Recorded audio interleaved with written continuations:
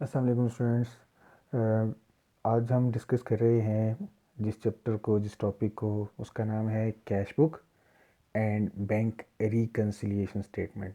लेकिन इसको डिस्कस करने से पहले मैं आपको बता दूं कि आप जिस भी लेवल पे हैं, आप आईकॉम कर रहे हैं, आप बीकॉम कर रहे हैं, आप एमकॉम कर रहे हैं, आप सीए कर रहे हैं, आप एमबीए कर रहे हैं, आप बीबीए कर रहे हैं, आप आईसीएमए कर रहे हैं, आप इवन एसीसीए कर रहे हैं, जिस भी लेवल पे हैं आप अगर फाइनेंशियल अकाउंटिंग का पेपर दे रहे हैं तो ऐसा पॉसिबल नहीं है कि पेपर में बैंक रिकन्सिलेशन स्टेटमेंट का क्वेश्चन ना आए।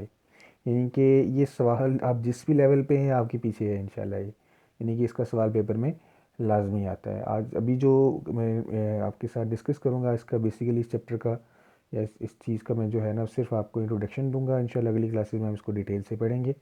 ये चूँकि मैं स्पेसिफिकली बात कर रहा हूँ आईकॉम और बीकॉम के हवाले से, तो आईकॉम की बुक जो कि हम फॉलो कर रहे हैं सुहेल अफज़ल की अकाउंटिंग, और बीकॉम में भी सुहेल अफज़ल की ही बुक हम फॉलो कर रहे हैं।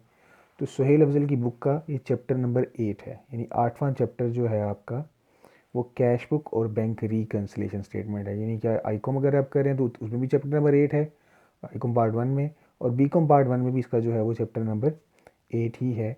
इस चैप्टर को इसमें दो चीज़ें हमने पढ़नी है। पहली जो चीज़ पढ़नी है वो कैश बुक है, और दूसरी जो चीज़ पढ़नी है हमने वो बैंक रिकन्सिलेशन स्टेटमेंट है। अब कैश बुक में हम क्या क्या पढ़ेंगे? इसमें कैश बुक में जो हमने चीज़ पढ़नी है वो तीन तरह की कैश बुक हमारी होती है। एक सिंगल कॉलम कैश बुक होती है,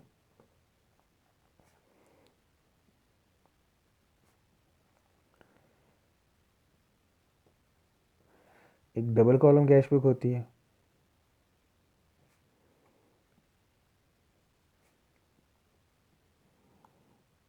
और तीसरी ट्रिपल कॉलम कैश बुक।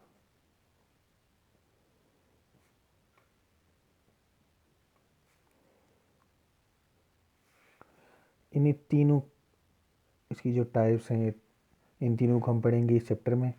और बैंक रिकन्सिलेशन स्टेटमेंट बनाने के तीन मेथड होते हैं। एक सिंपल जो है स्टेटमेंट फॉर्म होती है इसकी,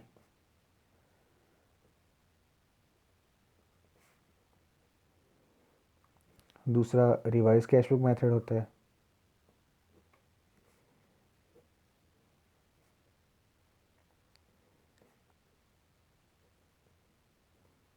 और जो तीसरा मेथड इसमें बैंक रिकन्सिलेशन स्टेटमेंट का होता है वो करेक्ट या डबल बैलेंस मेथड होता है।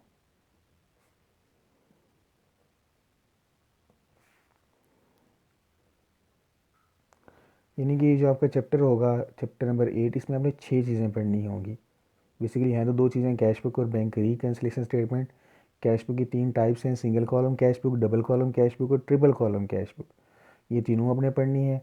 और इसके अलावा बैंक रिकन्सिलेशन स्टेटमेंट में आपने simple statement form, revise cash book method और करेक्ट या डबल बैलेंस मेथड पढ़ना है।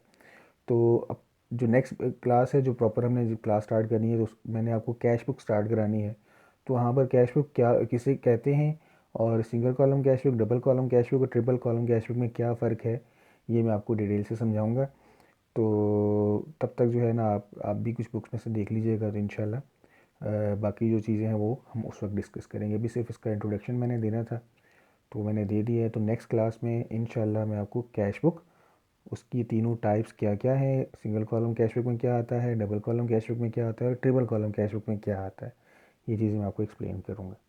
तब तक नेक्स्ट क्लास तक इंशाल्लाह जो है वो ये चीज़ें आपको डिटेल में पता होंगी। तब तक के लिए अल्लाह हाफ़िज़।